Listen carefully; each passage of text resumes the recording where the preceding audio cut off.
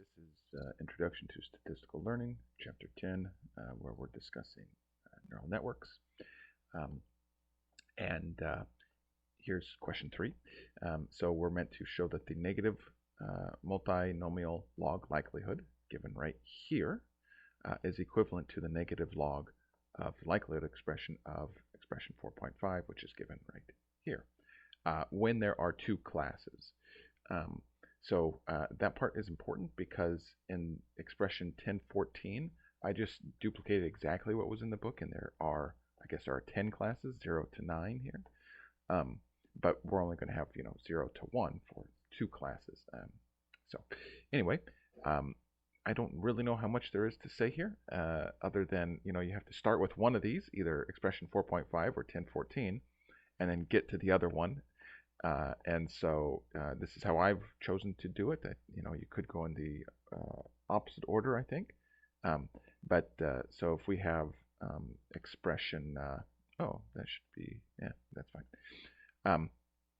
So if we have expression 4.5 here, we can just take the log, or the first thing we would do is to take the negative log of that.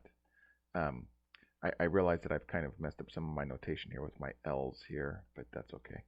I'm sure you can follow along there. And by logging it, we turn products, which is what that symbol is right there. We turn that into sums, which we have there. And then we don't have p of x anymore. We have the log of p of x and the log of 1 minus p of x. Okay. So we come up with this expression, and then the tricky part here is that somehow, okay, so we have something that kind of starts to look like this, right? But we don't have any y's here, and we don't have any f of x's in here, and so we have to assign those. So if we let y be an indicator variable, assigned like that right there, right? And then let f of x be either p of x or 1 minus p of x. Okay, then we can substitute those in, right? And so now this is looking closer because we have y's and logs of f of x's. Okay, and then so we have two expressions depending on what I is, on what the label is. Okay, and so we can just merge those together. Here we have y of the ith observation of class 1 versus class 0. Well, we can just merge those, and instead of calling it class 1 and class 0, we can just call that class M. So those become one thing.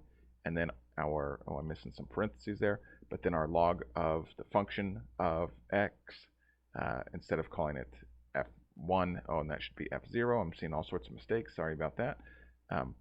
So f1, f0, not f2. Well, then we can just call that fm because it refers to the class. And now we have the expression we wanted to derive. Again, notice that in the beginning, or in the question, I said, or I copied what the book said and went up to 10 classes, up to m equals 9. But here, obviously, we just have 2 classes. Okay, we'll call that good.